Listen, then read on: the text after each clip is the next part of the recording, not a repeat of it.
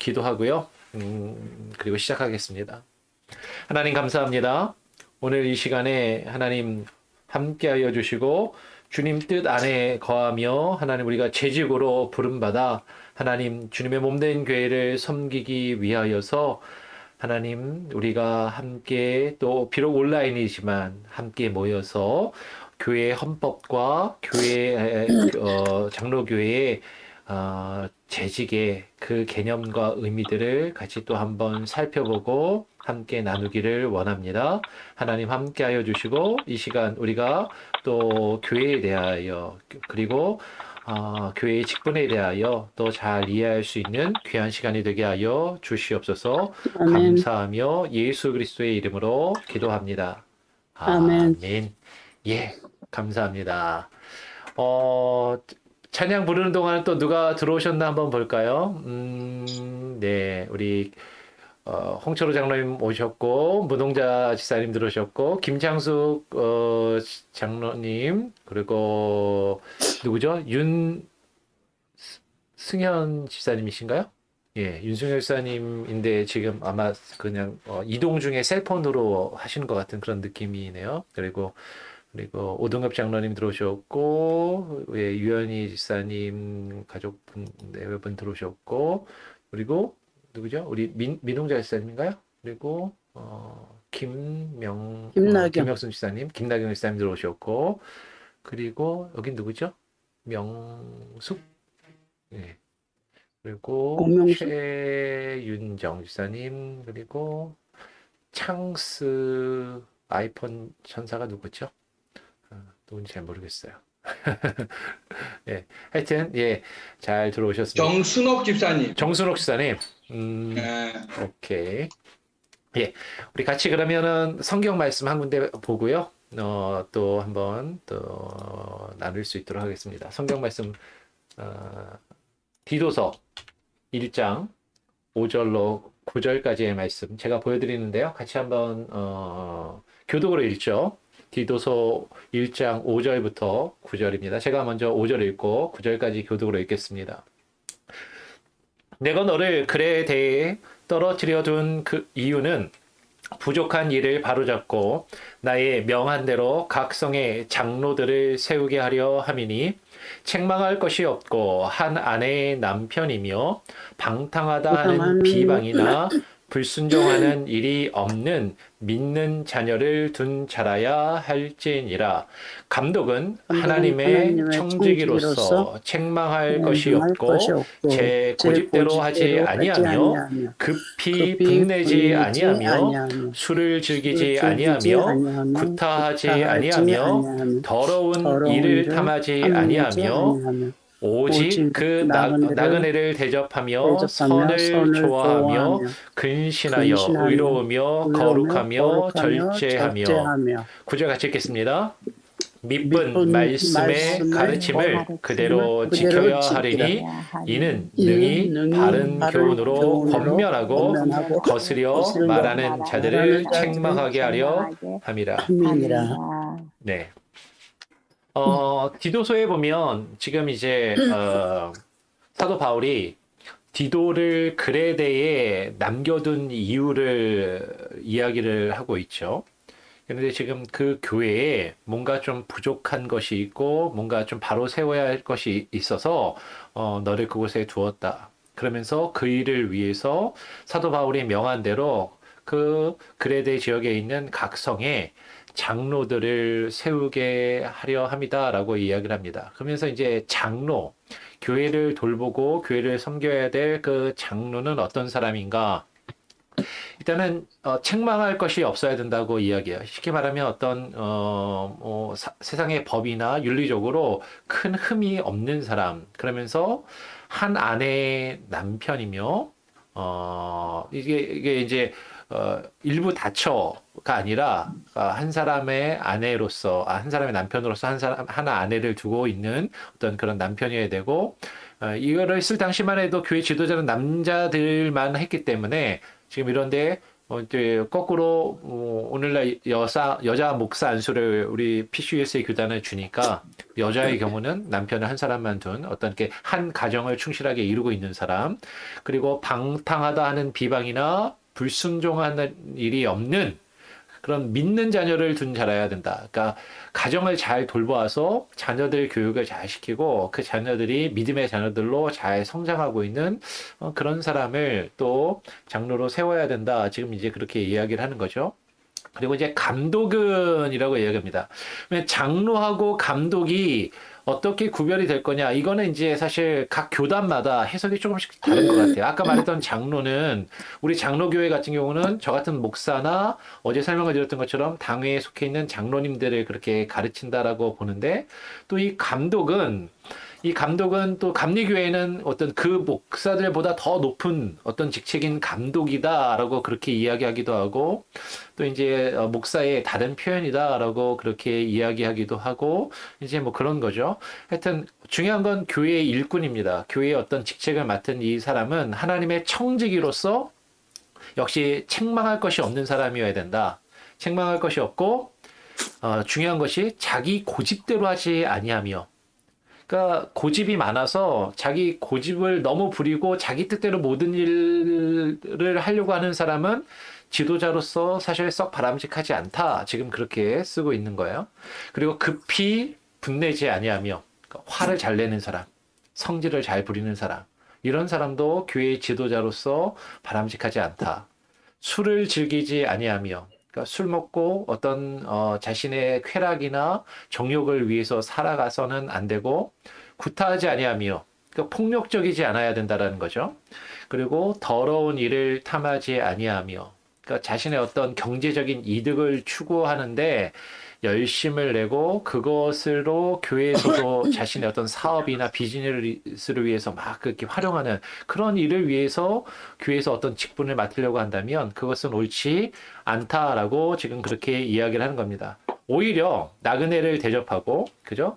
나랑 관계가 없고 잠깐 만나는 사람이라 할지라도 그들을 잘 대접하고 선하게 대하기를 좋아하고 근신하며 의로우며 거룩하며 절제하며 제일 중요한 것은 뭐예요?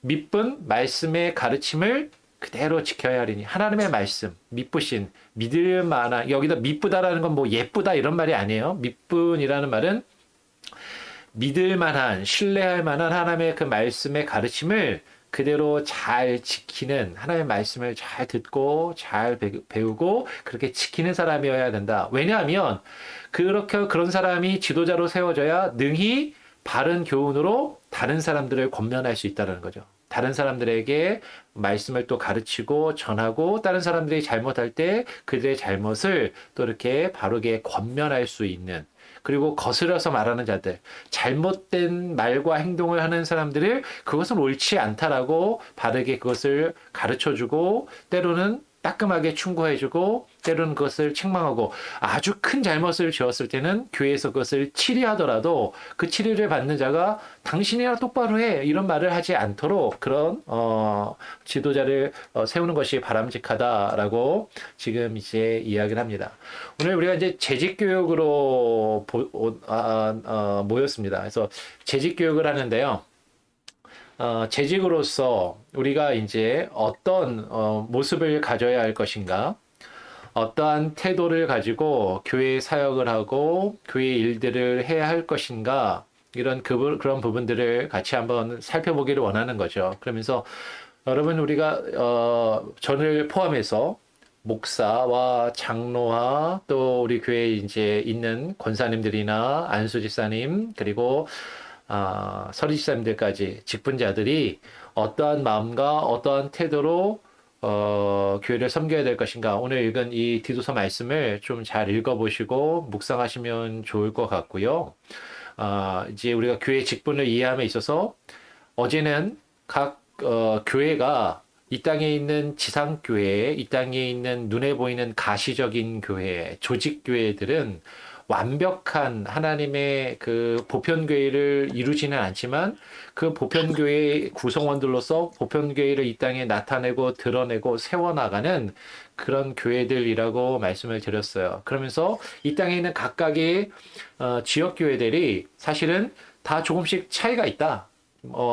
서로 구별점이 있고 완벽하지 않기 때문에 하나님의 말씀과 뜻을 이루기 위해서 각각의 교회가 움직이는 시스템, 정치 형태가 있다라고 말씀을 드렸고 크게 세 가지로 구분이 된다라고 말씀을 드렸습니다. 근데 이 크게 이 세 가지로 구분이 되는데 어떨 때는 어느 교인, 어느 교단, 어느 교회는 어디에 들어가나요? 라고 이제 저한테 이제 몇몇 분 물어보시는데 제가 사실 다 알지는 못합니다. 다 알지는 못하고 이제 크게 이런 세 가지 형태가 있는데 명확하게 딱딱 칼로 무자르듯이 딱 잘라지지 않고 대부분의 한국 교회들은 이런 세 가지 형태들이 조금씩 섞여 있는 경우들이 많이 있다라는 것 정도로는 우리가 설명을 이야기를 할 수 있을 것 같아요. 근데 이제 대표적으로 회중교회가 있고 그리고 우리 장로교회가 있고 감독교회가 있는데 그 감독교회의 대표적인 교회는 개신교 안에서는 감리교회,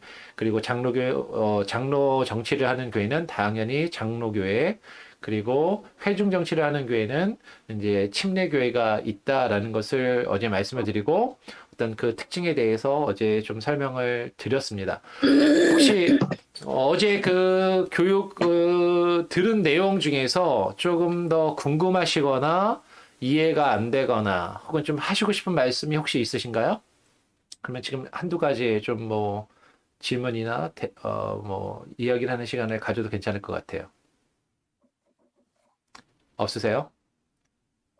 없으면은 오늘은 장로교회, 우리 장로교회에 이제 좀 더 집중을 해서 우리 장로교회가 좀 더 어떤 구체적인 직분과 직책을 가지고 있는지를 살펴보기 전에 우리 장로교회는 어제 뭐라고 말씀드렸죠? 기능과 직책에 의해서 교회가 움직이는 시스템이다. 그리고 어떤 절대적인 지도자의 리더십에 의해서 움직이는 교회도 아니고 한 명의 어떤 탁월한 지도자에 의해서 모든 것이 다 결정되고 이루어지는 교회도 아니고 침례교회처럼 회중교회처럼 회중들이 다 함께 모여서 모든 것을 다 결정하는 소위 말하는 어떤 직접 민주주의, 그렇죠?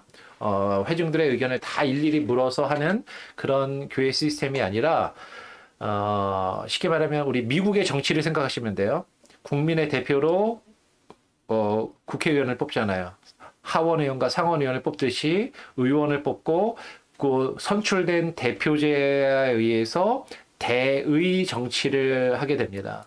그래서 그 선출된 그 선출된 직분자들은 자기 마음대로 하는 것이 아니라 교회에 정해져 있는 법, 교회의 원칙, 그것은 한 개개교회마다 다른 것이 아니라 장로교회는 교단 전체가 통일성이 있게 가지고 있는 헌법이라는 것이 있어요. 그래서 헌법에 의해서 교회가 움직이고 교회가 이제 다스림을 받고 그 법에 따라서 이제 교회가 어떤 활동이나 모든 것들이 중요한 일들이 결정이 되고 거기에 따라서 움직이게 됩니다. 그래서 오늘은 장로교회 헌법이 어떻게 되어 있는지를 먼저 좀 살펴보려고 그래요. 근데 장로교회도 여러 교회가 있거든요. 저 같은 경우는 한국 장로교회에서 안수를 받았지 않았습니까? 한국의 장로교회도 여러 교단과 교파가 있습니다. 뭐 여러분이 많이 들어보신 장로교회는 통합측교회, 합동측교회, 이렇게 많이 제일 큰 교단이 통합하고 합동이죠. 통합하고 합동이 있고 그리고 이제 뭐 제가 속한 교단 대신도 있고 고신도 있고 합신도 있고 이렇게 5개의 교단을 한국의 5대 장로 교단이라고 하고 그 외에도 수십 개 혹은 경우에 따라서는 몇백 개의 군소교단들이 있다라고 그렇게까지도 얘기를 합니다. 하여튼 장로교회는 그 교단마다 기본적으로 헌법을 가지고 있어요. 교단마다 헌법이 약간씩 다를 수는 있습니다. 그러니까 제가 보니까 제가 한국에서 있던 교회 헌법이 있고요. 또 미국 교회 와서 보니까 미국에도 이제 장로교회가 크게 몇 가지로 나누어지죠. 그래서 한국의 통합측 교회랑 가까운 교단은 이제 우리 교회가 속해 있는 PCUSA 교회가 한국의 통합축교단하고 가까운 교회고, 한국의 총신 합동측 교회 교단하고 가까운 교단은 미국의 PCA라는 교단이에요. PCA. 그래서 제가 한국 장로교회에서도 안수를 받아서 한국 교회도 있어봤고, 제가 우리 교회 오기 전에 PCA 교회에서도 있어봤고, 그리고 우리 교회 오기 전에 뉴욕의 로체스터 한인 장로교회가 PCUSA 교회거든요. PCUSA 교회에서 있으면서 이 PCUSA에 가입하기 위해서 교단 헌법이나 그런 것들을 또 제가 장로교 목사지만 장로교 신학을 공부했지만 교단이 다르니까 교단 헌법이 서로 다르니까 그 법을 공부를 해야 목사로 이제 이제 트랜스퍼를 그러니까 이제 할 수 있다라고 이제 요청을 해서 한 학기 동안 그 근처에 있는 신학교에 가서 그 장로교 헌법을 배웠어요. 그래서 이제 미국 장로교 헌법을 저도 이제 배우고 어느 정도 이제 압니다. 그래서 제가 이제 공부를 하고 보니까 각 교단마다 그 장로교회마다도 헌법이 조금씩 다른데 PCUSA 장로교 헌법이 제일 잘 돼 있어요. 장로교 헌법이 가장 체계적으로 가장 어떤 규모가 있게 구성이 있게 잘 되어 있어요. 물론 그 안에 디테일하게 교단마다 차이가 있고 교단마다 신학적인 차이가 약간씩 있기 때문에 뭐 예를 들면 여자 목사 안수를 주냐 안 주냐 이런 것들이 이제 또 차이가 있고 하니까 그런 데서 오는 차이들이 있고 또 우리가 사실 다 인정하지 않지만 PCUSA는 한 걸음 더 나가서 동성애도 사실은 교단이 공식적으로 인정을 했으니까 이제 그런 부분들이 사실 헌법에 담겨 있죠.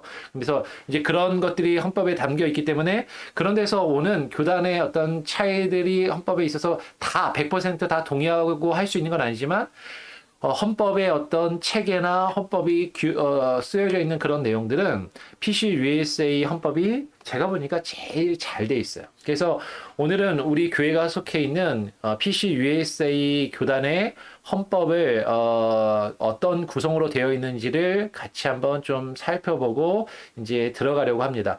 혹시 시작하기 전에 혹시 지금까지 이제 장로교회의 헌법이 서로 이렇게 교단마다 다르다 이런 것 좀 설명드렸는데 여기에 대해서 궁금하시거나 혹시 하시고 싶은 말씀이 있으신가요? 네. 없으면 그러면 제가 파워포인트 준비한 걸 좀 보여드리면서 한번 이제 다시 진행을 해보겠습니다. 일단은 여러분 미국 장로교회 우리 PCUSA 교단의 헌법은 크게 두 가지로 나누어져 있습니다. 1부가 있고요. 헌법 1부가 있고 2부가 있는데 헌법 1부는 신앙 고백서예요. 제가 이걸 보고 사실은 좀 깜짝 놀랐어요. 한국에 있는 저희가 속했던 한국 장로교회는 신앙 고백서가 헌법에 들어가 있지를 않았어요. 그리고 제가 우리 교회 오기 전에 PCA 교회도 이 신앙 고백서가 헌법에 들어가 있지 않습니다. 그냥 뒤에 보이는 2부, 규례서에 해당되는 이 부분만 교단 헌법으로 보통은 이야기를 해요. 그런데 이제 PCUSA는 교단의 헌법, 그 규칙과 그 규정이 그냥 만들어진 것이 아니다라는 것을 명확하게 하고 그 근거를 제시하기 위해서 성경에서 근거를 한 신앙 고백들, 역사적인 신앙 고백들을 일부에다가 다 쫙 모아놨어요. 이게 한 권의 책입니다. 여러분들이 이제 재직 교육을 끝나고 원하시는 분들을 우리 구역장님들 통해서 PDF 파일로 이렇게 나눠드릴 수도 있어요. 여러분들 꼭 읽어보시면 도움이 될 거예요. 그래서 이 신앙 고백서를 여러분 기회가 되시면 꼭 한번 읽어보시기 바랍니다. 다 한번 읽어보시고 이 신앙 고백서는 역사적으로 이제 초대교회부터 시작해서 지금까지 장로교 전통에서 인정할 수 있는 신앙의 고백들이 무엇인지를 다 모아놓고 그렇게 모아놓은 고백서예요. 정리를 정말 잘 해놨어요. PCUSA가 그걸 정말 잘 해놓은 거예요. 그리고 거기에 근거해서 실제적으로 교회가 어떻게 정치를 해야 되고 교회가 어떻게 조직이 되고 어떻게 이루어져야 하는지가 2부 규례서에 담겨져 있습니다. 이거는 제 교회 사무실에 프린트를 해갖고 비치를 해놨어요. 그러니까는 교단 우리 헌법이 궁금하시다 하시는 분은 언제든지 사무실에 오셔서 보실 수가 있어요. 그리고 또 원하시면 제가 PDF 파일로 보내드릴 수도 있으니까 교단 헌법을 목사만 아는 게 아니라 우리 성도님들이 다 같이 아는 거 상당히 중요합니다. 일단은 일부 신앙 고백서가 어떤 신앙 고백들을 다지고 있는지를 같이 한번 좀 볼게요. 신앙 고백서 미국 장로교회 헌법 PCUSA입니다. PCUSA 헌법 제1부에 아까 보여드린 그 빨간 책에 12개의 신앙 고백서가 들어가 있습니다. 1번 니케아 신경부터 시작해서 사도신경, 스코틀랜드 신앙고백, 하이델베르크 요리문답, 제2 헬베틱 신앙고백, 웨스터민스터 신앙고백, 소요리문답, 대요리문답, 바르멘 신앙선언, 그다음에 1967년 신앙고백, 벨하 신앙고백, 그럼 미국 장로교회가 또 나름대로 간추린 신앙고백까지 이제 싣고 있어요. 니케아 신경은 아주 초대 교회의 어떤 신앙 고백입니다. 삼위일체에 대한 교리를 정리한 어떤 그런 신경이라고 보시면 돼요. 아주 짧아요. 그냥 읽으시면 돼요. 사도신경은 우리가 매 주일 예배 시간에 고백하는 그겁니다. 그러니까 제가 이제 여러분 예배 시간에 제가 그냥 신앙 고백하시겠습니다. 그러지 않고 사도신경으로 우리의 신앙을 고백하겠습니다 라고 제가 일부러 그렇게 얘기를 하거든요. 왜냐하면 이렇게 신앙 고백서가 여러 개가 있는데 우리 대부분의 한국 장로교회는 미국 교회는 꼭 이렇게 사도신경을 꼭 하지 않을 수도 있어요. 근데 우리 대부분의 한국 장로교회는 예배 시간에 사도신경을 고백하는 전통과 원칙을 가지고 있죠. 근데 이제 이 사도신경이 주님 가르쳐 주신 기도처럼 기도처럼 성경에 딱 기록되어 있지는 않단 말이에요. 성경에 있는 여러 가지 신학적인 내용들을 다 정리를 해가지고 그 초대교회 정확하게 언제 누가 이 사도신경을 만들었는지는 알지 못하지만 이 사도신경을 이렇게 정리를 해 놓았습니다. 근데 이제 성경에 이 사도신경이 없다 보니까 어제 말씀을 드렸죠. 감리교회 같은 경우는 교회의 전통과 질서를 고수하고 그것을 지키려고 한다고 했죠. 그러니까 천주교회가 만들었던 전통, 천주교회가 가지고 있던 교회의 질서와 전통을 이제 감리교회가 또 일부는 종교개혁을 하면서 많이 바꾸고 시정하기도 했지만 그래도 지킬 수 있는 것들은 많이 지키려고 그렇게 노력을 하는 그런 교단인 거예요, 감리교회는. 그런데 침례교회는 기존 교단이 가지고 있는 어떤 기득권이나 어떤 그런 질서나 전통 이런 것들을 기본적으로 인정을 안 해요. 성경만 있으면 된다고 생각하는 거죠. 성경대로만 하면 돼. 교회의 어떤 전통이나 질서는 그렇게 중요하지 않아. 그냥 성경대로만 하면 예전에 교회가 하던 것들을 꼭 굳이 다 그렇게 할 필요가 없어 라고 하는 게 침례교회예요. 그래서 침례교회는 사도신경이 성경에 없기 때문에 성경에 사도신경이 기록되어 있지 않기 때문에 예배 시간에 사도신경을 안 합니다. 침례교회를 다녀보신 분들 알 거예요. 침례교회는 사도신경을 고백을 안 해요. 장로교회는 매 주일 예배 때마다 사도신경을 고백하지만 침례교회는 사도신경을 고백하지 않습니다. 그 이유가 금방 말씀드린 것처럼 어떤 사도신경이 성경에 있지 않기 때문이다라는 거죠. 그러면 사도신경을 예배 시간에 고백하지 않으니까 사도신경의 내용 자체를 부인하냐? 그렇지는 않아요. 사도신경에 있는 여러 가지 신앙 고백의 내용들을 침례교인들이나 침례교 목회자들에게 보여주면 나도 그 내용을 인정한다, 그걸 믿는다라고 얘기는 해요. 그런데 그 사도신경 자체를 예배 시간에 어떤 신앙 고백문으로 함께 고백하는 교회의 전통은 받아들이지를 않는 거죠. 이제 그렇게 침례교회는 그런 게 있어요. 그리고 이제 또 중요한 게 4번 하이델베르크 요리문답입니다. 하이델베르크 요리문답도 상당히 개혁주의 신학, 개혁주의 전통, 상당히 복음적이고 보수적이고 정통 신학의 교리를 잘 담고 있는 요리문답이 하이델베르크 요리문답이에요. 그리고 그 뒤에 조금 더 시대가 지나면 아마 여러분이 많이 들어보셨을 웨스트민스터 신앙 고백이 있습니다. 웨스트민스터 신앙 고백서가 있고 이 웨스트민스터 신앙 고백은 한국에서 목사 안수를 받거나 한국에서 장로 임직을 할 때 이 웨스트민스터 신앙 고백서를 가 성경의 교리를 성경의 가르침을 잘 정리한 신앙 고백인지를 믿고 받아들이는지를 묻는 그런 질문이 있어요.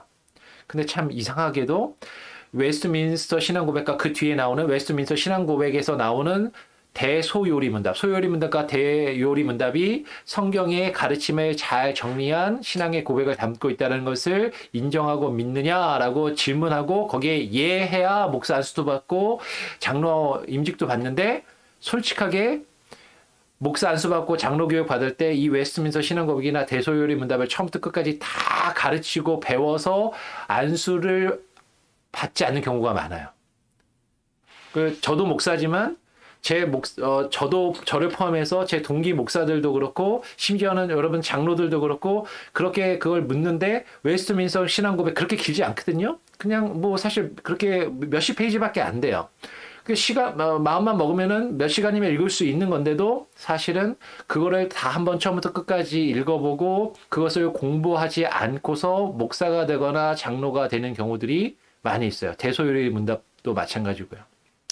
근데 이제 웨스트민스터 신앙 고백은 기본적으로 한국의 장로교회가 신앙 고백으로 많이 채택을 하고 받아들이는 신앙 고백서입니다. 그래서 여러분 그 교회 직분자라면 특히 여러분 장로님들 안수집사님은 이 웨스트민스터 신앙 고백서하고 대소요리 문답 정도는 꼭 읽어보셔야 돼요. 왜냐면 목사 안수 받거나 장로 임직할 때 웨스트민스터 신앙 고백과 대소요리 문답이 성경의 가르침을 잘 정리한 그 신앙의 고백이고 지침서인지를 이제 인정하는지를 묻고 답하는데 그거를 한 번도 안 읽어보고 어떻게 그거를 이야기를 하냐라는 거예요. 그래서 웨스트민스터 신앙 고백과 대소요리 문답을 여러분 꼭 읽어보셔야 되고 제가 이제 우리 교회에서 목회 사역을 하면서 앞으로 기회가 있으면 이 웨스트민스터 신앙 고백을 같이 공부하고 나누는 기회를 가질 겁니다. 그러니까 그때 또 같이 공부하고, 근데 그 전에라도 꼭 우리 장로님들, 안수집사님들, 그리고 또 우리 재직들은 서리집사님들도 읽으시면 좋아요. 꼭 읽어보셔야 되고, 적어도 안수집사 임직을 받기 전에는 저는 꼭 공부를 여러분들 시킬 겁니다. 그래서 여러분들 이거를 꼭 적어도 읽고 저랑 같이 공부하고 그러신 분들이 임직을 하실 수 있도록 그렇게 해야 하는 것이 원칙이고 그게 맞는 것 같아요. 자, 웨스터 신앙 고백이 있고요.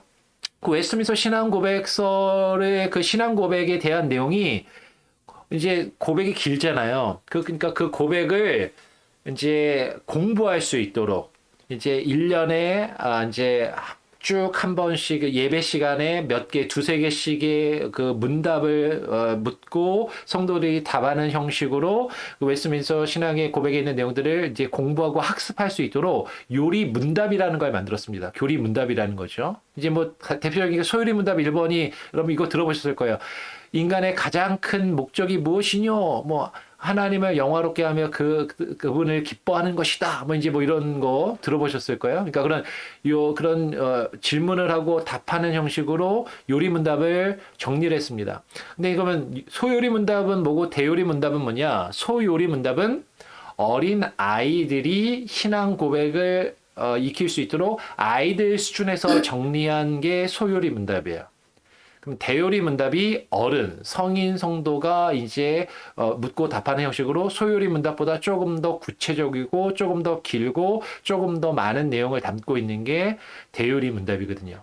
근데 아까 말씀을 드렸던 것처럼 한국 교회가 교리를 가르치는 걸 이제 포기하고 교리 공부를 대부분의 교회들이 안 시키기 때문에 소요리 문답, 대요리 문답이 무슨 내용이 있는지도 잘 모르고 소요리 문답이 원래는 어린 아이들을 교육시키기 위해서 만든 그런 요리 문답인데 소요리 문답도 잘 몰라요. 그리고 소요리 문답에 있는 내용조차도 어른들하고 이렇게 공부를 해보면 어려워해요. 배운 적이 없으니까, 공부해본 적이 없으니까. 근데 이게 종교개혁 당시에는 어린아이들 수준에서 정리한 겁니다. 그러면 우리가 사실 적어도 소요리 문답은 우리가 익혀야 되고 그리고 대요리 문답으로 넘어갈 수 있는 그런 신앙의 수준을 우리가 가질 필요가 있는 거죠. 이제 그리고 한국 교회는 이 웨스트민스터 신앙 고백과 대소요리 문답까지를 어떤 교회 전통으로 이렇게 인정하고 받아들이고 그 뒤에 나오는 이제 바르멘 신학선언이나 1967년 신앙 고백 이것은 이제 보수적인 교회들은 사실 잘 안 받아들여요. 이제 그 뒤로 가면 이제 PCA 교회들 같은 경우는 웨스트민스터 신학국과 대소요리 문답까지 이제 교회가 PCUSA와 PCA로 갈라지면서 조금 더 어떤 교회가 사회 참여 혹은 여성 인권, 어떤 소수자의 인권, 그리고 흑인 인권, 어떤 이런 것들을 또 강조하고, 그래서 어떤, 또 여성이 목사 안수를 받는 것들, 여성의 리더십, 이런 것들을 인정하면서 그런 내용들이 들어가면서, 이제 1967년 신앙 고백 이후로는 PC USA 교회가 인정하는 그런, 신앙 고백들이지만, 이제 보수적인 교회들, PCA나 보수적인, 리폼드 처치들은 그 뒤에 9번, 10번 그 아래에 있는, 신앙 고백들은 사실은 잘 인정하지 않는 그런 신앙 고백들입니다. 그럼에도 일단 PC USA는 이걸 담고 있으니까 뭐 한번 읽어보시는 거는 뭐 그렇게 나쁘지 않을 것 같아요. 자, 일단 일부 신앙 고백에 대해서 이렇게 간략하게 그냥 이렇게 말씀을 드렸습니다. 신앙 고백서에 대해서 혹시 궁금하시거나 하실 말씀 있으면 지금 하세요. 이제 2부로 넘어갈 겁니다. 일부 신앙 고백에 대해서. 없으세요? 전혀 없으세요? 예. 그러면 다시 2부로 가죠. 2부로 가겠습니다. 자, 그러면 2부는 장로교의 헌법에서 장로교의 어떤 실제적인 규례를 어떻게 교회가 움직여야 되는지를 정하는 어떤 실제적인 법입니다. 실제적인 법. 근데 이 장로교 헌법 규례에서는 크게 네 가지의 부분으로 구분이 되어 있어요. PCUS의 장로교회는 이 네 가지인데 첫 번째는 파운데이션입니다. 파운데이션에서 장로교 정치 제도의 기초. 장로교 정치 제도가 어떤 근거를 가지고 세워졌는가를 쭉 설명하는. 그래서 어떻게 보면 일부의 신앙 고백의 내용들을 엑기스를 잘 추려서 정리한 게 이 F, 파운데이션에 담겨 있다. 그런데 조금 더 교회의 제도나 시스템에서 이제 구체화된 그런 내용으로 정리한 게 이 장로교회 정치제도의 기초, 이제 F에 있는 거야. 그리고 이제 G는 government거든요. 그래서 이제 실제로 어떻게 교회에서 정치가 이루어지고 교회가 움직여야 되는가, 그 움직임, 실제적인 교회의 어떤 활동이나 움직임에 대해서 디테일하게 설명하고 있는 게 G, government 섹션이고, 요게 이제, 여러분들이 좀 많이 아셔야 되는 거죠. 그리고 W는 worship. 예배를 어떻게 드려야 되는가. 예배할 때 어떤 방법으로, 어떤 스타일로, 어떤 내용으로 예배를 드려야 되는가. 예배 규례와 예배의 모범.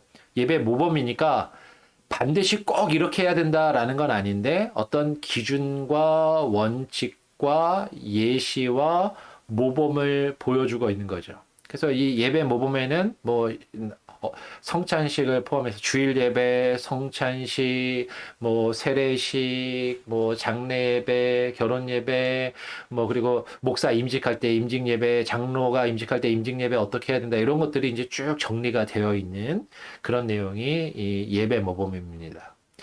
D는 뭐냐면 이제 권징조례라 그래요. 이 권징조례는 이제 교회에서 어떤 문제가 발생했을 때, 디서플린이죠. 이제 교회에서 뭐 어떤 문제가 발생했을 때, 잘못된 사람들을 어떻게 가르치고, 훈계하고, 권징하고, 벌을 줄 것인가. 그래서 교회 분쟁이 생겼을 때 그 분쟁을 어떻게 조정하는지, 그리고 그것을 어떻게, 개교회가, 예를 들어서 성도들 안에서 문제가 생겼을 때는 그걸 당회에 알려서 당회가 어떻게 그것을 처리하는지, 그리고 이제 개교회 안에서 목사와 장로들 사이에 개교회 안에서 어떤 그 심각한 문제가 벌어져서 개교회 안에서 그것을 해결할 어떤 어려움을 처하게 되면 그걸 이제 노예로 어떻게 가져가서 노예에서 그것들을 어떻게 처리하고 또 중재를 받을 수 있는지 이제 그런 내용들. 그리고 노예에도 어떤 분쟁이 생기면 총회로 가져가서 총회에서 어떻게 이런 일들이 이루어지는지 그런 것들. 그리고 교단의 헌법은 또 어떻게 뭐 또 수정하고 뭐 하는지 뭐 이런 것들이 이제 이런 게 이제 뭐 이 권징조례에 이제 담겨 있는 거죠. 예. 그래서 오늘은 이 네 가지가 상당히 두껍거든요. 되게 두꺼워요. 이만큼이에요. 그 물론 한쪽으로 했을 때가 양쪽으로 하면 요 정도 한 요 정도 이제 출력을 해놨는데 그걸 이제 다 지금 이 짧은 시간에 우리가 설명할 수는 없죠. 그래서 교회 정치 형태만 우리가 조금 집중해서 그 정치 형태 중에서도 오늘 우리 재직 세미나니까 재직 교육이니까 우리 직분에 관계된 부분만 간략하게 한번 살펴볼 수 있도록 하겠습니다. 그래서 정치 형태는 개체 교회와 교인 교인이 어떻게 분류가 되느냐, 우리 장로교에서 교인이 어떻게 분류가 되고, 그리고 그 다음에 그 교인들이 어떤 회의를 할 수 있느냐, 그 교인들의 회의가 공동회의잖아요. 공동회의가 어떤 것인지, 이런 거를 좀 살펴보고, 그리고, 이제 각각의 직분, 직제가 어떤 것이 있는가, 뭐 간단히 보고, 일단은 어제 설명을 드렸던 것처럼, 장로교회 헌법에는 집사가 있는 거예요. 집사가 어떤 사람이고 어떻게 또 활동해야 되는가, 어떻게 움직이는가, 그리고 사역장로가 이제 어떻게 세워지는가, 거기에 대해 거기까지 오늘 할게요. 그리고 목사에 대한 내용이 또 뒤에 있는데 목사에 대한 내용은 또 상당히 또 길고 자세하기 때문에 다음에 또 기회가 있으면 조금 우리가 한번 살펴보도록 하죠. 자, 일단은 장로교회가 교인이 이제 어떻게 구분이 되는지를 같이 한번 볼게요. 그러면 제가 이제 실제로 교단 헌법이 어떻게 생겼는지를 제가 조금 보여드리겠습니다. 교단 헌법이 어떻게 생겼냐면, 아까 제가 여러분에게 말씀드린, PDF 파일 지금 이제 이거 이렇게 보여드린 거예요. 거기서 여기 G라고 써 있죠. 예, G 1.04 해서 교인의 분류가 되어 있습니다. 그 장로교회는 모든 교인을 일단 크게 세 개의 카테고리로 구분을 해요. 첫 번째는 세례교인, 두 번째는 활동교인, 그리고 세 번째는 관련교인으로 구분을 합니다. 세례교인은 뭐냐? 세례교인이 뭔지 저 혼자 이제 떠들면 재미없으니까 혹시 누가 한번 읽어주시겠습니까? 우리 장로님 중에서 한번 읽어주시면 좋을 것 같은데 우리 오동엽 장로님 한번 읽어주시면 글씨 보이시나요? 보이면 한번 읽어주시겠습니까? 세례 교인은 세례의 성례를 받았으며 현 교회에서든 다른 교회에서든 당회에 의해 세례교인으로 등록되어 있습니다. 예수 그리스도를 주와 구주로 믿는 고백을 하지 않는 교인이다. 이러한 세례 교인은 목회적 보살핌과 교회의 가르침을 받으며 주님의 만찬에 참여할 수 있다. 예, 김창수 장로님 다음에 제가 읽을 기회 드릴게요. 들려요? 네. 죄송해요. 예, 장로님 그 마이크를 잠깐 말씀 안 하실 때는 끄시고 장로님이 질문하시거나 말씀하실 때만 이제 켜주셔야지 그거 어디 있는지 몰라요. 왼쪽 이렇게 화면에 이렇게 마우스나 손을 갖다 대시면은 왼쪽 밑에 보일 거예요.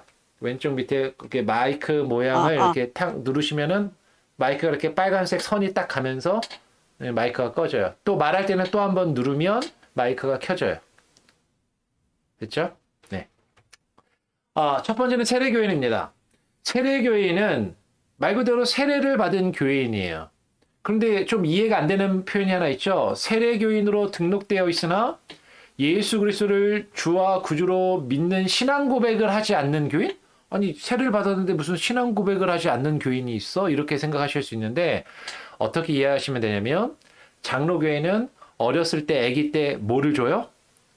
유아 세례를 주잖아요. 그러니까 유아 세례를 받았는데 아직 본인의 입으로 신앙의 고백을, 쉽게 말하면 입교식을, 컨퍼메이션을 아직 안 한 어린 아이들이나 혹은 어른이라 할지라도 어렸을 때 이제 세례를 받았는데 본인이 확신을 가지고 신앙 고백을 아직 하지 못하는, 믿음의 확신이 없는 그런 사람들을 이제 세례 교인이라고 이야기를 하는 겁니다. 이해가 되시죠?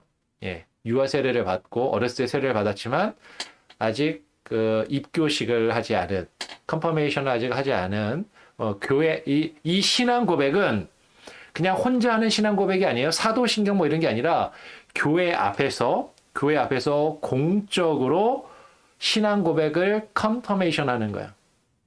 많은 사람들 앞에서 입교의 예식을 통해서 나는 예수 그리스도를 이렇게 대한 믿음을 가지고 있습니다라고 공적으로 교회 앞에서 신앙 고백을 하지 않은 사람, 이것을 이야기하는 거예요. 예. 그래서 세례는 받았지만 이런 신앙 고백, 입교의 예식을 아직 치르지 않은 세례 교인이 있고요. 두 번째는 활동 교인입니다. 활동 교인은 그 세례를 받고 신앙 고백을 한 사람이에요. 그리고 신앙 고백을 했으니까 그 신앙 고백을 한 것과 부합하게끔 교회에서 예배에 참여를 하고 교회 여러 활동들에 참여하는 그런 교인, 액티브 멤버, 예, 활동하는 액티브 멤버를 이제 이야기를 해요. 그래서 실제로 교회에서 공동의회에 참여를 한다거나 교회 직분자로 세움을 받는다거나 혹은 직분자를 뽑을 때 투표를 할 수 있는 그런 자격은 활동교인 이상입니다. 한국에서는 활동교인이라는 표현 잘 안 쓰고요. 한국에서는 세례 입교인이라는 표현을 많이 써요. 세례하고 입교 예식을 치른 교인. 세례 등록교인이라는 표현도 쓰죠. 세례 등록교인. 근데 이제 세례 등록교인 혹은 세례 입교인. 입교인이라는 표현이 좀 더 맞습니다. 세례 등록교인, 세례 입교인. 그 이제 우리 PCUSA 교회에서는, 미국 장로교회에서는 실제 활동을 하는 활동교인이라고 그렇게 표현을 합니다. 세 번째는 관련교인이에요. 관련교인은 예, 우리 홍초로 장로님이 한번 관련교인 읽어주시겠어요? 제가 활동교인도 사실 읽었어야 되는데 관련교인 한번 읽어주시면 좋겠습니다. 관련 교인은 본 교단의 다른 교회의 교인이거나 혹은 다른 교단이나 기독교 조직에 속한 회원인데 소속 교회가 있는 지역사회에서 임시로 이사 온 사람으로서 소속 교회의 공의회나 치리회로부터 무흠한 교인이라는 증명서를 받아 제출하고 당회에 의해 관련 교인으로 입교한 사람이다. 관련 교인은 개최 교회의 삶에 활동 교인과 같은 방식으로 참여할 수 있으나 공동의회에서 투표권이 없고 그 개최 교회의 직제 사역이나 다른 직분에 선출될 수 없다. 예, 그 관련 교인은 쉽게 말하면 우리 교회에서 세례받거나 어떤 뭐 신앙 고백을 하지 않고 다른 교회에서 온 사람 혹은 다른 교단에서 온 사람이에요. 그래서 이제 신앙생활을 하는데 장로교인으로서 확실하게 이렇게 이렇게 본인이 어떤 우리 교회에 우리 교회 등록교인이 되겠다라는 의사가 아직 명확하지 않고 그냥 교회만 출석하는 분들, 예, 그렇게 생각하시면 돼요. 기독교인인데.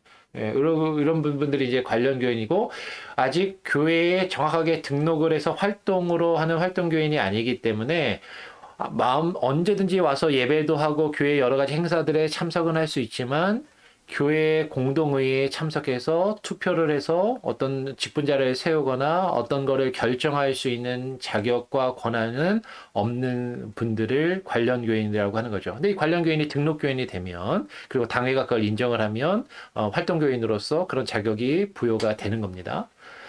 예, 이렇게 크게 세 가지인데요.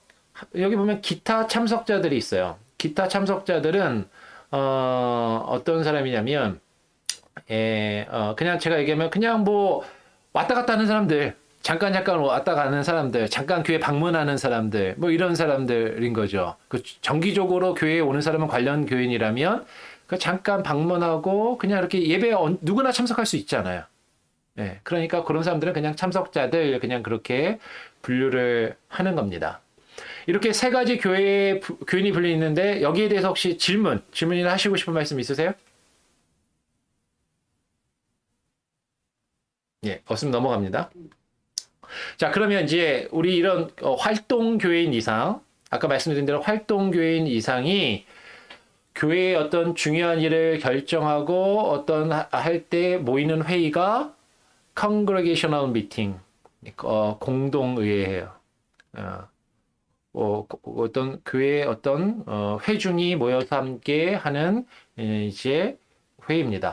우리 공동회의는 크게 연례회의, 그러니까 정기 공동회의와 정기 연례 공동회의와 어떤 상황, 중요한 상황이 있을 때 필요에 의해서 모이는 임시 공동의회가 있어요. 우리 여기에 대해서 우리 김창수 장로님 마이크 켜고 한번 읽어주실 수 있어요? 김창수 장로님, 예, 마이크 켜시고 한번 읽어보세요. 연례의회와 임시회의, 예, 개최 교회는 연례 공동의회를 개최하여야 하며 또한 공동의회에서 논의하기에 그 옆에 건 안 보여요. 합당한 목적이 있을 때 필요에 따라 임시회의를 소집할 수 있다. 임시회의에서 다루어지는 안건은 그 회의가 소집된 사안으로 국한되어야 한다. 그 다음까지요. 교회의 연례 회의나 임시회의에 참석한 모든 활동 교인은 투표권을 가진다. 개최 교회들은 의사 일정 진행에 필요한 정족수 규칙을 마련해야 한다. 예, 그러니까 연례 공동회의는 기본적으로 1년에 한 번 이상 하는 게 원칙입니다. 연례니까요. 애니얼 미팅이니까 대부분의 교회가 연말에 하든지 연초에 하든지 그렇게 하죠. 그래서 뭐 우리 교회는 연초에 하는 것 같아요. 이게 그래서 연례 공동회의 때 가장 크게 하는 거는 예산과 결산을 처리하는 게 가장 주된 거 되겠죠. 공동회의 때 기본적으로. 그래서 그렇게 연례적으로 모이는 공동회의가 있고요. 교회에 어떤 중요한 결정사항이 있을 때는 임시 공동회의로 모이게 됩니다. 어떤 중요한 결정사항이 있는지는 뒤에 가서 이제 좀 더 말씀을 드릴게요. 그래서 이 공동회의 때 모여서 뭔가를 결정하게 될 때는 활동교인, 아까 말씀드린 세례교인은 안 돼요. 활동교인이 돼야 됩니다. 모든 활동교인은 투표권을 가집니다. 그리고 개최 교회는 이게 중요한데 개최 교회들은 의사 일정에 필요한 정족수, 쉽게 말하면 몇 명이 모여야 우리가 공동회의를 할 수 있는지를 규칙을 개교회마다 정할 수 있게끔 헌법이 그냥 이렇게 열어놨어요. 딱 못 박지를 않고. 교회마다 사정이 다르잖아요. 그러니까 뭐 우리는 뭐 공동회의를 무조건 3분의 2 이상은 모여야 돼. 만약에 그렇게 정하면 3분의 2 이상이 모여야 되는 거야. 근데 3분의 2 이상은 모이기가 어렵죠. 그러니까 뭐 과반수 이상을 모여야 된다. 대부분의 교회가 한국 교회들은 과반수 이상을 모였을 때 공동회의를 하는 것 같아요. 예, 대부분. 근데 이제 과반수도 교회가 만약에 커지면 교회 사이즈가 커지면 뭐 1, 2, 3, 4부 뭐 이렇게 예배를 모이는데 한 번에 그 몇백 명, 몇천 명의 과반수가 모이는 것도 쉽지가 않잖아요. 그러니까 교회 사이즈가 커지면 사실은 이제 교단헌법에서 반드시 그렇게 해라가 아니라 어떤 예를 준 것이 최소한 4분의 1 이상을 모이면 공동회의가 열릴 수 있다. 혹은 그렇게 하는 것이 바람직하다라는 어떤 예시를 보여준 게 있어요. 뒤에 보면 나중에 기회가 되면 하겠습니다. 근데 그거는 각각의 교회들이 정하기에 따라서 달라집니다. 근데 제가 와서 보니까 정확하게 우리 교회는 아직 안 정해진 것 같아요. 그래서 우리 당회에서 그리고 이제 나중에 우리 교회 내규나 정관을 좀 간략하게라도 만들게 되면 요 내용이 포함이 되어야 됩니다. 그러니까 그 부분은 여러분들도 이제 이해를 하고 계셔야 되고 일단은 교단 헌법에서 최소한 4분의 1 이상을 이야기했으니까 이게 4분의 1 이상이 모이면 공동회의를 소집을 할 수 있다라고 이해를 하시면 좋을 것 같아요. 그래서 이제 공동회의는 어떻게 모이냐? 그 다음에 보면 공동회의 소집은 기본적으로 당회나 노회가 소집을 하는 겁니다. 그래서 당회나 노회가 필요가 있을 때 활동교인에게 광고를 하고 공동회의로 모여요. 근데 당회가 뭔가 잘못했어.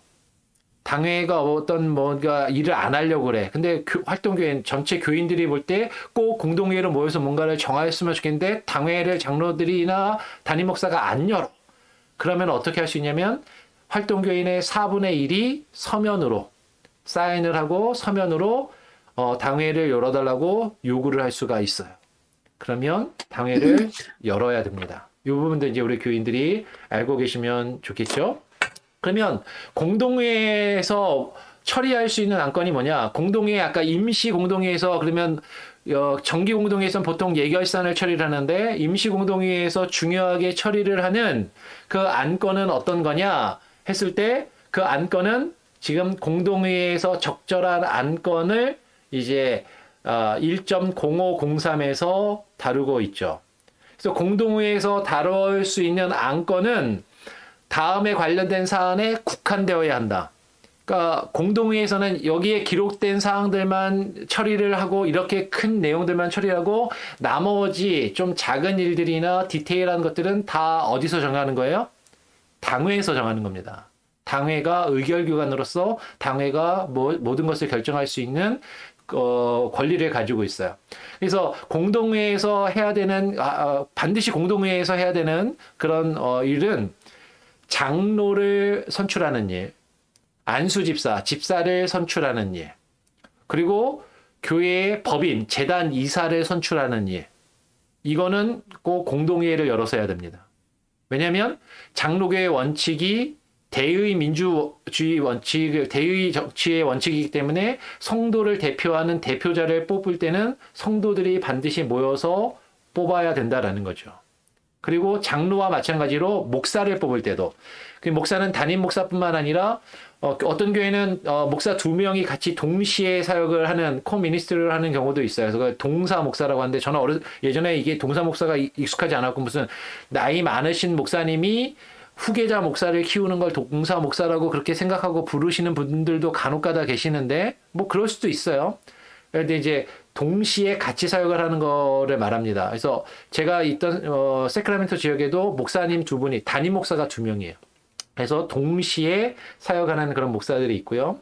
그리고 부목사도 교단에서 안수를 받고 교단에 포함된 부목사를 청빙할 때도 반드시 공동회의에서 원칙적으로 인스톨레이션을 하고 청빙을 해야 돼요. 그리고 담임 목사가 교회를 그만둘 때도 마찬가지입니다. 교회 사임을 할 때도 그리고 혹은 문제가 있어서 담임 목사가 교회에서 나가야 되는 일이 벌어질 때도 꼭 반드시 공동회의에서 결정을 해야 되고요. 마찬가지로 장로가 문제가 있어서 장로를 스텝 다운 시킬 때도 공동회의에서 해야 됩니다. 부동산 뭐 자질구레한 거 사는 게 아니라 뭐 자동차 정도 사는 이런 게 아니라 교회 건물이나 땅이나 큰 거를 구매하거나 저당을 잡히거나 팔 때는 반드시 공동회의에서 이제 처리를 해야 돼요. 그리고 헌법에서 허락된 여러 가지 중요한 일들을 노회에 청원할 때 이제 공동회의에서 의결을 해서 노회로 올려야 되는 그런 일들이 있고 어떤 선교회나 연합회를 조직할 때도 이렇게 해야 됩니다. 이런 부분들만 공동회의에서 하고요. 나머지 뭐 자질구레한 것들, 작은 것들은 당회에서 원칙적으로 다 상의해서 당회에서 장로님들과 담임 목회자가 당회원이 함께 결정을 해서 이제 정합니다. 공동회의 의장은 보통은 담임 목사가 하게 되어 있어요. 근데 이제 담임 목사가 못할 경우에는 노회의 허락을 받아서 노회가 허락해 주는 사람이 공동회의를 할 수가 있습니다. 그리고 그 모든 회의, 당회를 포함해서 공동회의나 교회 모든 회의는 당회의 서기가 교회에서 개최되는 모든 회의의 서기로서 봉사하면서 그것을 기록하고 그 기록을 반드시 남겨서 나중에 누구라도 그것을 확인할 수 있도록 그렇게 해야지만 되는 거예요. 여기까지가 이제 공동회의에 대한 내용이에요. 자, 여기까지 공동회의에 대해서 궁금하신 게 있거나 혹시 하시고 싶은 말씀 있으면 지금 얘기를 해주세요. 없어요? 제가 설명을 너무 잘하나요? 어떻게 질문이 없죠? 예. 그러면 일단 넘어갈게요. 네. 시간이 좀 많이 갔으니까. 네. 그러면 뒤에 가면요. 직제사제. 직제사제는 교회에서 직분을 맡은 사람을 말합니다. 그러면 교회에서 직분은 장로교의 직분은 아까도 어제도 말씀드렸던 것처럼 안수 집사들 그리고 장로들.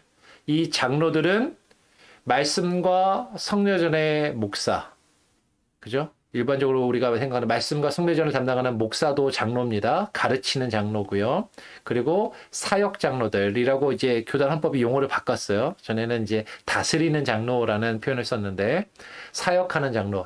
다스린다라는 표현이 어감이 약간 왠지 이렇게 위에 있는 것 같은 그런 느낌을 받아서 그런지 다스리는 장로에서 사역하는 장로들로 이제 호칭을 바꾼 것 같아요. 그래서 사역하는 장로들로 이름을 바꿨습니다. 그래서 교회의 직제는 아까도 말씀드린 것처럼 장로교회는 대의 정치를 하는 겁니다. 어떤 일을 상의할 때 모든 성도가 모여서 다 같이 정하는 게 아니에요. 교회가 작거나 침례교회는 이런 것들을 하지만 교회가 작으면 그렇게 할 수도 있고 근데 장로교회는 모든 성도가 다 모여서 어떤 민주주의로 다수결로 모든 것을 정하지도 않고 그렇다고 어떤 리더십, 탁월한 리더십을 한 명 세워놓고 그 리더십이 시키는 대로 무조건 따르는 것도 아니고 그 성도들을 대변할 수 있는 대표들을 장로들로 세웁니다. 그래서 그 장로들은 기본적으로 성도들과 커뮤니케이션을 잘 해야 돼요. 그래서 장로들은 성도들의 의견을 잘 들어야 돼요. 그리고 그 성도들이 지금 뭘 원하고 어떤 의견들이 있는지를 당회에 가져와서 그것을 이야기해야 되는 거죠. 내 의견이 아니고 내가 하고 싶은 대로 하는 것이 아니라 성도들의 대표로서 성도들이 지금 어떤 생각과 어떤 의견이 있는지를 듣고 그것을 당회로 가져와서 그것을 같이 토의하고 함께 상의해서 그것을 이렇게 정하는 게 당회가 하는 겁니다. 그게 대의 정치예요. 그래서 장로교의 원칙은 그런 대의 정치를 원칙으로 한다라는 겁니다. 혹시 뭐 하시고 싶은 말씀 있으면 언제든지 마이크 켜고 이야기하시면 됩니다. 그리고 그런 직제를 맡은 이런 직분자를 세울 때는 여기도 제가 노란색으로 해놨지만 교회 공의회의 일치된 판단을 받아야 된다라는 겁니다.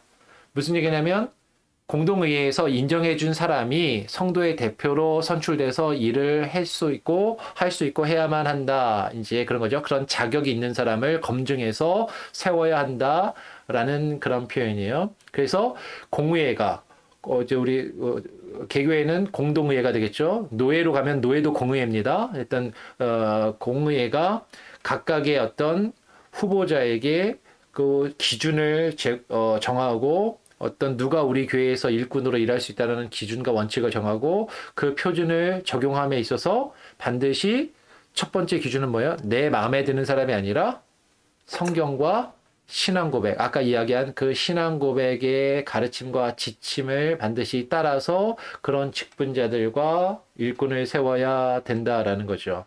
아까 우리가 디도서에서 읽었던 그런 말씀들의 내용들, 그런 것들을 우리가 보게 됩니다.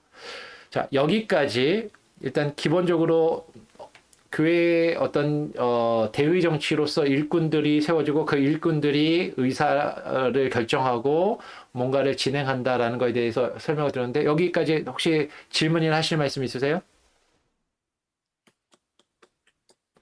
없어요? 계속 없네요. 알겠습니다. 그러면 집사의 정의, 집사로 가보겠습니다. 여기서 말하는 집사는 서리 집사가 아니에요. 안수 집사입니다. 교단 헌법에서 집사라고 표현할 때는 안수를 받은 집사를 집사라고 이야기를 하는 겁니다. 이 집사의 정의가 어떻게 되는지 우리 공장로님 마이크 좀 켜고 한 번만 읽어주시겠어요? 여기 집사의 정의. 네. 집사의 정의.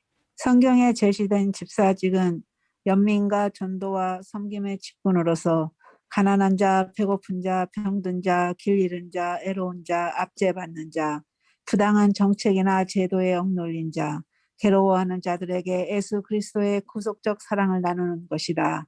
영적 인품, 정직한 평판, 모범적인 삶, 형제 자매애, 진심 어린 연민과 건전한 판단력을 가진 사람들이 이 사역에 선출되어야 한다. 예, 교회에서 어떤 일들을 감당하고 사역할 수 있는, 그죠? 여기 보면은 구제나 선교나 어떤 교회의 어떤 힘든 사람들을 돌보고 어떤 교회의 여러 가지 일들을 담당하는 그런 사람, 그것을 위해서 집사를 뽑아야 된다라는 거죠.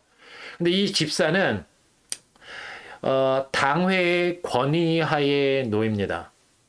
이 표현을 잘 이해하셔야 돼요. 여기 보면 이제 이렇게 써 있는데 노란색만 제가 읽어보면 어느 경우이든지 그들의 사역은 집사들의 사역은 당회의 감독을 받으며 당회의 권위하에 놓인다. 집사들은 개체 교회 내에 특별 직무, 즉 궁핍한 교인들을 돌보는 일, 교육 업무를 담당하는 일, 자선의 넉넉한 마음을 함양하는 일, 구제 같은 걸 얘기하는 거죠. 특정한 사람들이나 대의를 위해 헌금을 모금하고 분배하는 일, 또는 개체교회의 건물이나 재산을 감독하고 관리하고 돌보는 일을 맡을 수 있다라는 거야.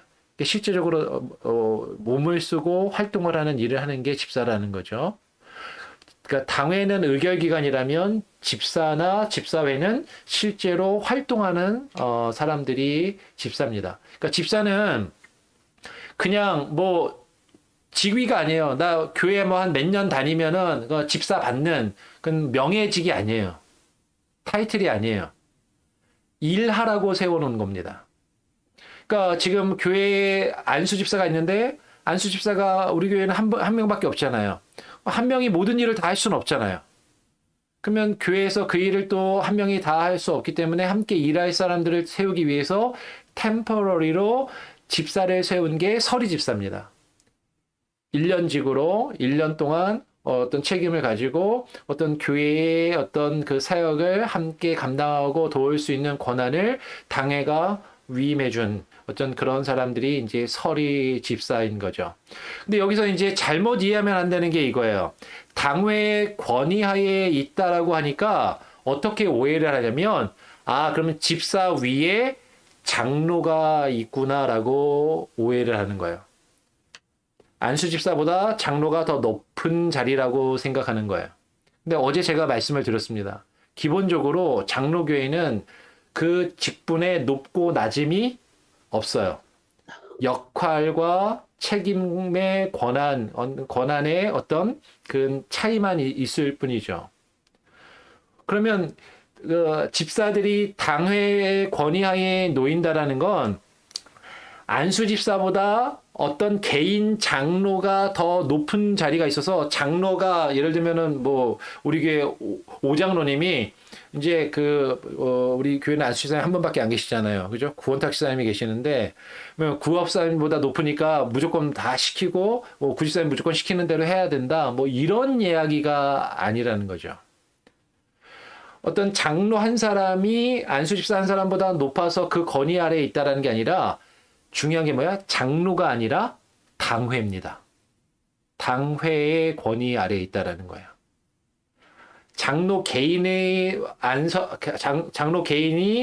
안수집사 어느 개인보다 높은 자리에 있는 것이 아니라 그 장로들이 그리고 목사가 함께 모여있는 당회가 교회의 결정기구로서 교회의 의결기구로서 교회가 해야 하거나 어떤 일들을 결정하면 그 당회가 결정하는 그 권위를 그 실제로 일하는 사람들은 신뢰하고 따를 수 있는 그 권위하에 안수집사가 놓인다라는 거죠. 그래서 이것은 장로가 안수집사보다 높다라는 개념이 아니라 당회예요. 장로의 모임. 그 모임이 무엇인가를 결정하는 그 당회의 권위가 그 모든 것들을 관할하고 실제로 교회에서 일하는 사람들은 당회의 권위를 존중하고 따라서 그 결정에 따라서 일하고 행동해야 한다라는 것을 이야기하는 겁니다. 이 부분을 꼭 기억을 하셔야 되는 거죠. 여기 집사까지. 집사에 대해서 궁금하시거나 하시고 싶은 말씀 있으세요? 예, 그러면 넘어갈게요. 장로까지 가고 이제 오늘을 마칩니다. 장로의 정의가 나오죠. 장로의 정의는 여기 노란색으로 보면 노란색만 읽어볼게요. 사역 장로는 그들이 회중 위에 군림하기 때문이 아니라, 예전에는 다스리는 장로라는 표현을 썼거든요. 근데 다스리는 장로는 회중을 자기 마음대로 다스리고 군림하는 것이 아니다라는 거예요. 교회가 하나님의 말씀에 신실한지 분별하고 측정하며, 왜냐하면 장로교회는 다수결 원칙이 법이 아니라고 그랬습니다. 왜냐하면 회중은 늘 인간적인 선택을 할 가능성이 크기 때문이죠. 내가 마음에 드는 것, 인간적으로 나에게 유리하고 내가 좋아하는 것을 선택할 가능성이 더 크기 때문에 말씀에 좀 더 깨어 있고 말씀의 분별력을 가지고 있는 어떤 그런 선한 일꾼들이 세워져서 그 일꾼들이 무엇이 성경 말씀에 좀 더 그래도 바람직한 것인가 부합한 것을 분별하고 측정하고 그것을 결정해서 교회의 신앙과 삶을 강화하고 양육하기 위해서, 그리고 그것을 위해서 회중들, 일반 성도들을 보살피고 그들을 이렇게 권면하기 위해서 선택해서 일꾼으로 세운다는 거죠. 그게 장로입니다. 그래서 장로들은 교회의 일들을 결정하는 자리에 있기 때문에 선한 판단력과 분별력을 가지기 위해서 더 일반 성도보다 말씀에 깨어 있어야 되는 거죠.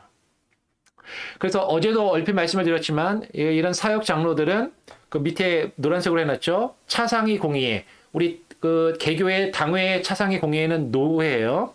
노회의 총대로 선출돼서 가게 되면 우리 저 목사나 우리 일반 장로들이나 사역 장로들은 말씀과 성례전의 목사들과 동일한 권위를 가지고 참여를 하는 겁니다. 똑같이 한 표를 행사를 하고 노회의 어떤 역할이나 직분도 장로님들도 똑같이 맡을 수 있어요. 목사나 장로나 차별이나 구별이 없어요. 네. 우리 장로님들도 그래서 이제 좀 은퇴하신 분들이 많이 하시긴 하죠. 아니면 좀 이제 시간적 여유가 많이 있으신 분들이 하시긴 하는데, 장로님들이 직장 생활 하시는 분들은 바쁘시니까 노회 활동을 못 하시는 경우도 있지만, 법적으로는 동일하게 자격이 있고 권한이 있고 어떻게 보면 책임도 있다. 네, 그렇게 이제 장로님들의 어떤 그 권한을 보시면 되고요. 이 장로는 집사하고 동일하게 선출을 합니다. 그래서 장로와 집사를 선출할 때 어떻게 하는가? 회중은 자체 규칙하에 회중이 먼저 뭘 정해야 돼요? 공천위원회를 정해야 됩니다. 공천위원회도 그러니까 공동의회에서 공천위원들을 뽑아야 되는 거야. 회중이 뽑아야 되니까. 공동의회에서 공천위원들을 선출을 해요. 왜냐면 공천이 상당히 중요하잖아요. 그러니까 공천에서 특별한 예외사항이 없으면 공천위원들을 신뢰하고 그들을 임직하는 게 기본적인 상례고 보통이니까 바른 사람을 공천할 수 있도록 그 공천의 권한을 공동의회에서 회중들이 공천위원들에게 부여를 해주는 거예요. 그래서 그 공천위원회를 뽑을 때 이게 이번에 헌법이 약간 수정된 것 같아요. 예전에는 이렇게 디테일하게 안 돼 있었는데 제가 예전에 봤을 때는 규칙에 명시된 최소 위원회 최소 크기는 공천위원회는 최소한 3명 이상이어야 된다라고 지금 법이 되어 있습니다. 3명. 그리고 3명에서 적어도 1명은 당회 장로로 봉사하는 시무장로님이어야 돼요. 3명 중에 적어도 1명은 시무장로님이어야 돼요. 그런데 투표권을 행사할 수 있는 위원 중에 과반수는 현재 당회에서 봉사하지 않는 자로 구성된다라고 얘기했습니다. 그럼 쉽게 말하면 3명이 공천위원이면 3명 중에 1명은 당회에서 심의하는 시무장로님이고 나머지 2명은 시무장로가 아닌 분이 공천위원으로 세워져야 된다라는 거예요. 그래서 이 공천위원들이 이제 누구를 장로로 세울지, 누구를 이제 안수로 집사로 세울지를 공천하는 권한이 있다라는 거죠. 근데 이걸 정할 때 담임 목사는 당회 회의를 진행을 하지만 투표권은 행사하지 않는다. 예, 이제 공천위원들이 그 자체적으로 결정을 할 수 있게끔 해야 된다라고 지금 되어 있는 거야. 그리고 그렇게 공천위원들이 뽑은 사람들은 기본적으로 거기에 합당한 아까 제가 말했던 신앙 고백이라든지 교회 헌법이라든지 교회를 어떻게 움직이고 봉사를 해야 되는지 그런 것들을 교육을 받아야 돼요. 그리고 그 교육을 받은 다음에 이제 물론 이제 먼저 선출을 돼야 되겠죠. 공동회를 통해서 선출이 되고 선출이 되면 거기에 이제 임직식을 하기 전에 거기에 합당한 공부를 하고 그리고 당회장이나 권한을 받고 직례하는 사람들이 이제 그런 임직자들에게 안수를 하고 위임의 예식, 위임 예배를 드리게 됩니다. 그래서 위임 예배를 해서 그런 직분자들을 공식적으로 교회 앞에, 회중 앞에 선포하고 함께 일하게 돼요. 임직 기간은 어떻게 되냐? 기본적으로 여기 보면 사역장로와 집사들은 3년입니다. 3년 동안은 한 텀을 일하게 돼요. 이게 이제 PCUS의 장로는 3년이고 한국 교회는 이런 게 없어요. 저는 처음에 와가지고 좀 익숙하지 않았는데, 근데 이제 우리 PCUS의 교회는 기본 텀이 3년입니다. 장로나 안수 집사나 3년을 일할 수 있고, 그 다음에 재신임을 받아서 공동의회에서 재신임을 받아서 3년을 더할 수가 있어요. 그러면 총 연속해서 6년까지 할 수 있고요. 연속해서 6년을 하게 되면 반드시 1년 이상은 쉬어야 돼요. 안식년을 가져야 됩니다. 안식년을 갖고 그 안식년을 가진 이후에는 다시 또 성도들이 시무를 하기를 또 성도들이 뽑아주고 원하면 시무를 할 수가 있습니다. 그런데 다시 재신임을 받거나 다시 할 때는 안수를 받지는 않아요. 임직식만 하는 거예요. 안수는 한 번만 받는 겁니다. 처음에 장로가 되고 처음에 안수 집사가 될 때만 안수를 받고 3년 뒤에 재신임을 받거나 1년 안식년을 쉬었다가 다시 혹시 하게 될 때는 안수를 하지 않고 임직식만 하게 됩니다. 그때는 이제 좀 간소화해서 할 수도 있게 되죠. 관계에서는 아까도 얘기한 것처럼 멀리 이사를 가거나 병이 있거나 어떤 아주 안 좋은 경우에는 중대한 어떤 범죄를 저질러서 더 이상 교회에서 어떤 활동을 할 수 없게 되거나 그럴 때 교회가 그런 것들을 판단해서 이제 공동의회에서 더 이상 이분은 우리 교회 안수집사나 장로로 활동하지 않게 됐다라고 이제 교회가 받아들이고 그 해소를 하게 됩니다. 예. 그런 것까지가 이제 장로에 대한 기본적인 설명이에요.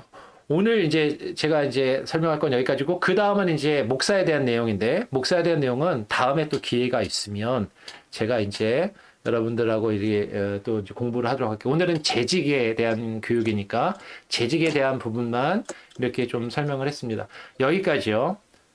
시간이 좀 많이 갔지만 질문이나 하실 말씀 있으면 몇 가지 해주셨으면 좋겠습니다. 너무 아무 말씀 안 하시면 제가 또 서운할 수도 있으니까. 아까 공천위원 이렇게 이야기하실 때 네. 하나 제가 지금까지 제가 경험한 바로는 네. 공천위원이 이제 선출이 되기 전에 네. 다시 우리가 안수 집사를 선출해야 된다, 일꾼을 세워야 된다, 또는 장로를 선출해야 된다 할 때 몇 명을 선출할 것인가, 그 권한이 공천위원회에 있는 것이 아니라 당에 있다는 것을 제가 한번 말씀드리고 싶습니다. 예. 그렇죠. 그 부분이 빠져서. 예. 그리고 아까 목사님 그 서리 집사랑 안수 집사 말씀하실 때, 그러니까 서리 집사는 안수 집사와 동등한 그 아까 그 데피니션에 나오는 그 시야대 단지 1년만 하는, 그죠? 그리고 1년 지나고 다시 리뉴얼하는. 완전히 동등하다고 보기는 조금 어렵고요. 근데 이제 그러니까 사역하는 면에서 사역에 일하는 부분에 있어서는 그렇게 할 수 있다. 예. 교회가 하기에 따라서 허락하기에 따라서. 근데 분명히 다르죠. 네. 근데 이제 다시 말씀드리는 건 제가 어제도 계속 말씀을 드렸지만 이렇게 이해하시면 안 되는 거예요. 일반 평신도가 있고 평신도가 몇 년 신앙생활 열심히 하면 서리 집사가 됐다가 서리 집사가 또 열심히 하면 그 다음에 안수 집사 됐다가 안수 집사가 또 열심히 하면 장로 되고 그러면 장로 열심히 하면 이제 목사까지 돼야죠. 그렇잖아요. 근데 장로 열심히 한다고 목사 되는 건 아니잖아요. 네. 그러니까 이게 이렇게 올라가는 계급이 아니다. 이게 어떤 역할과 기능의 차이다라는 그런 기본적인 개념을 좀 가지시고 서로 존중하고 서로 이렇게 배려하고 서로 연합해서 함께 일하는 그런 어떤 직분이다. 그렇게 좀 가지시면 좋겠어요. 네. 근데 중요한 건 우리가 특히 장로님들, 안수 집사님들은 성도들이 우리의 대표로, 우리 교회를 이끌어나갈 지도자로, 우리를 대신해서 뭔가를 결정할 사람으로 뽑은 사람들이잖아요. 그러니까 존중해야죠. 그러니까 존경해야죠. 그러니까 성도들이 뽑았는데 뽑아놓고서 나중에 다 장로들 마음대로 해. 마음에 안 들어. 그러고 이제 막 장로들 욕하는 경우들이 있어요. 그러면 처음에 잘 뽑아야 되는 거예요. 뽑으면 장로교회의 특성상 장로에게 상당한 권한이 부여가 되기 때문에 처음에 뽑을 때 잘 뽑아야 되는 거예요. 그냥 뭐 교회 오래 다녔다고 뽑고 헌금 많이 한다고 뽑고 뭐 나랑 친하다고 뽑고 이런 식으로 직분자를 세워서는 안 된다라는 거죠. 정말로 말씀에 깨어 있고 교회를 정말로 그리스도의 몸된 교회를 잘 사랑하고 섬길 수 있는 사람을 성도를 대표해서 자기 의견이 아니라 성도를 대표해서 교회를 이끌고 뭔가를 결정하고 이끌어갈 수 있는 그런 지도자를 이 장로님으로 또 안수 집사로 뽑아야 되는 거죠. 그리고 한번 뽑히면 그분들을 믿고 존중하고 존경하고 그들의 결정을 따라가는 거예요. 이게 장로교회의 정치의 원칙이다라는 겁니다. 그래서 그 부분을 우리 성도님들이 좀 잘 이해를 하시고요. 그렇게 좀 이렇게 같이 협력해 주시면 좋을 것 같아요. 예, 또 다른 질문이나 하실 말씀 있으면 한두 분만 더. 예, 김현애 일사님. 네, 아까 보니까 미국 장로교회에서 그런지 모르지만 3년마다 한 번씩 이렇게, 이렇게 재심을 먹고 6년 하고 그 다음에 1년을 쉬고 그다음에 또 다시 이렇게 선출을 한다고 그랬는데 네. 그게 미국 장로교회에서만 그러는 거예요? 아니면 우리 교회도 그런 거예요? 하는 게 원칙이죠. 네, 하는 게 원칙이고 그리고 이제 제가 있던 뉴욕주에 있는 로체스 한인 장로교회도 그거를 했어요. 다 했고. 근데 제가 얼핏 들으니까 우리 교단에 속해 있는 한인 장로교회 중에는 이게 3년마다 하는 게 생각보다 좀 쉽지 않을 수도 있거든요. 왜냐면 3년마다 하면 이제 누군가 스텝 다운을 하고 어느 순간에 또 누군가 또 올라가야 되잖아요. 이제 교회가 적어서 일할 사람이 없다, 장로로 세워질 분이 없다, 이럴 경우에는 물론 사람이 많으면 이게 좋은 시스템입니다. 그래서 연세 드신 분들은 조금 이제 어느 정도 일하고 뒤에 좀 물러나서 젊은 사람들이 일할 수 있도록 자리를 내주고 이렇게 하거나 또 일하다가 좀 지치면 또 좀 쉬었다가 또 다시 열심히 또 일할 수 있는 어떤 좋은 시스템이긴 한데 제가 먼저 했던 교회가 되게 작은 교회였어요. 작다 보니까 이게 3년마다 로테이션 하는 것도 상당히 쉽지는 않더라고요. 쉽지는 않아요. 예, 그래서 그 부분은 교회 상황에 따라서 이제 뭐 담임 목사 마음대로 혹은 당회가 마음대로 할 수 있는 건 아니고 아까도 얘기했지만 공동회에서 모든 성도가 어떻게 동의하냐에 따라서 약간씩 예외를 가지는 교회들도 있긴 있는 것 같아요. 예. 근데 일단 원칙은 이왕 가능하다면 우리가 지킬 수 있는 범위 내에서 지키는 것이 옳다. 예, 그 부분까지는 우리가 이야기할 수 있을 것 같습니다. 네. 또 어떤 분들 질문하실 거 있거나 예, 하실 말씀 있으시면. 우리 그 집사랑 장로에 대해서는 이야기를 잘 해주셨는데 네. 우리 헌법에는 이제 권사에 대한 이야기가 없는데 없죠. 권사의 그 역할이라든지 이런 것도 목사님 한번 이야기해 주시면은 네. 현재 권사님들이나 권사 후보 이제 앞으로 되실 분들이 또 참고할 수 있을 것 같습니다. 그러니까 뭐 지금 이미 우리 교회가 권사님들이 시무 권사님들이 계시고 또 기존에 이렇게 대부분의 한국 교회들이 권사가 있으니까 사실 제가 이제 그거를 부인하진 않아요. 그리고 우리가 필요하다면 앞으로도 권사를 세울 수도 있다고 생각을 합니다. 그런데 아까 말씀드린 것처럼 우리 PC USA 교회는 남자만 장로가 되고 목사가 되고 남자만 안수 집사가 될 수 있는 그런 시스템은 아니기 때문에 여성분도 안수 집사 하실 수 있어요. 여성분도 장로가 될 수, 우리 교회 장로님이 벌써 2분이나 계신 것처럼. 그래서 가능하다면 우리 여자 집사님들 중에서도 여자 안수 집사님, 여자 장로님으로 선출이 돼서 공식적으로, 헌법적으로 공식적인 타이틀을 가지고 교회에서 일하시고 봉사하는 게 옳고 그렇게 하면 좋겠어요. 가능하면 그렇게 하면 좋겠어요. 근데 이미 권사를 받아서 지금 나는 권사인데요. 그럼 어떡하라고요? 나이도 많아서 이제 또 다시 여자 장로 되거나 뭐 여자 안수 집사 되기엔 너무 늦어. 지금 우리 일구역에 계신 권사님들은 그렇잖아요. 이제 권사님들은 말 그대로 교회 안에서 여성으로서의 리더십을 발휘해 주셔야 됩니다. 쉽게 말하면 장로들이 아버지와 같은 역할을 감당한다면 권사님들은 어머니와 같은 역할을 감당하셔야죠. 정말로 성도들 중에 힘들고 어려운 사람들을 품어주시고요.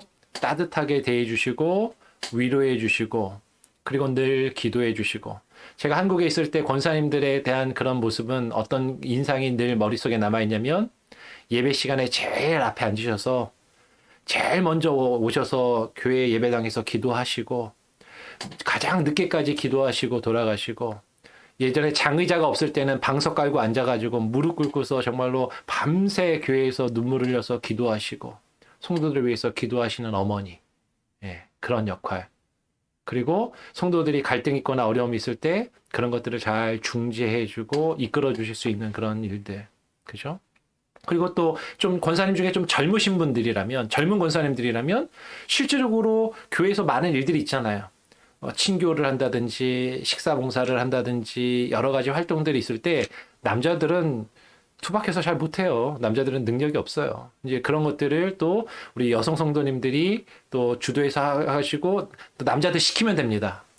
이런 거 썰어라, 볶아라, 설거지해라. 그러니까 직접 다 하시라는 게 아니라 남자들은 알아서 잘 못하니까 이런 것들을 여자분들이 이렇게 잘 하실 수 있는 것들을 또 이렇게 업무를 또 나누고 분담하고 이런 일들을 하고 제일 중요한 건 교회에서 어머니의 역할을 해주시는 것. 이게 제일 중요하겠죠. 우리 여자 장로님들도 마찬가지고요. 근데 이제 우리 여자 장로님들은 그런 것도 중요하지만 교회에서 어떤 중요한 결정 사항을 의결하는 의결기구이기 때문에 성도들의 목소리를 잘 들으시고 그것들을 반영해서 교회 결정 사항을 잘 결정을 해주셔야죠. 네, 장로님들은. 답변이 좀 됐는지 모르겠습니다. 네. 더 혹시 질문이 있으시면 한 가지만 더 질문 받고 없으면 기도하고 마치겠습니다. 질문이나 하실 말씀 있으세요? 없으세요? 그러면 여러분들 한번 우리 전체적으로 한번 보시고요. 좀 혹시 또 나가신 분들 계신가요? 서로 한번 얼굴 한번 보시고요. 같이 한번 인사 나누시고 어떻게 지내는지 잘 안부 나누시고 오 장로님 이사 어떻게 잘 진행되고 있습니까?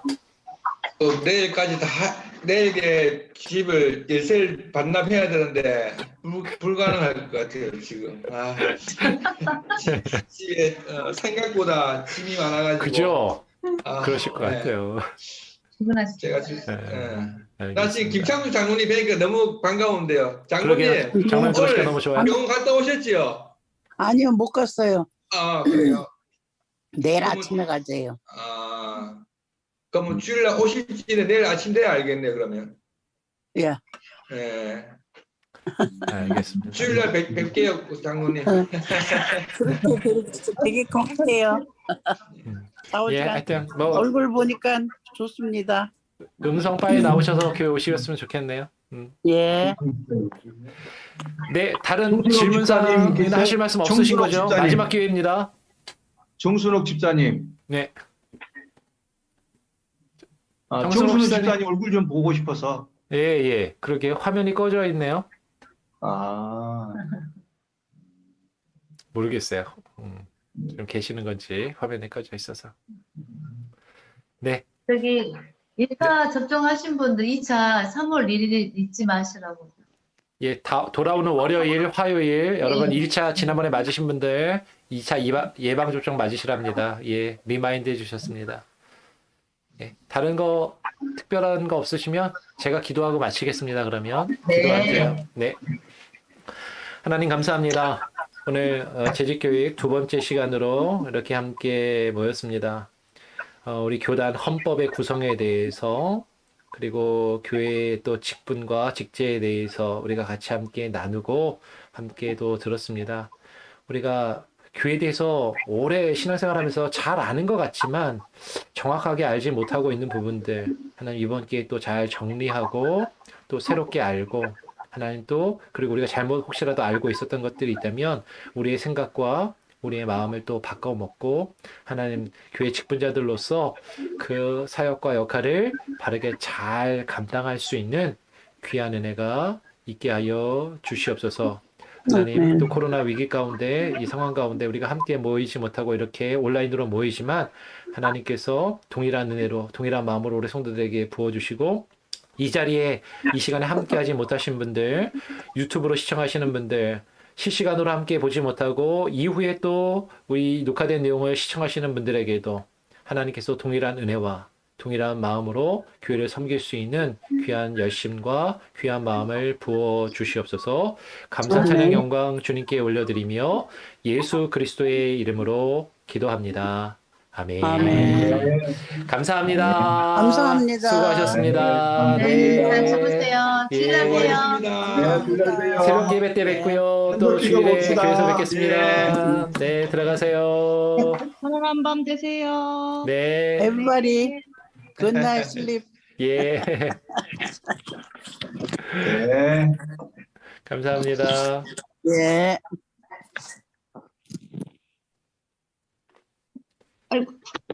예, 나가셔도 됩니다. 그냥 제가 다 끊을까요?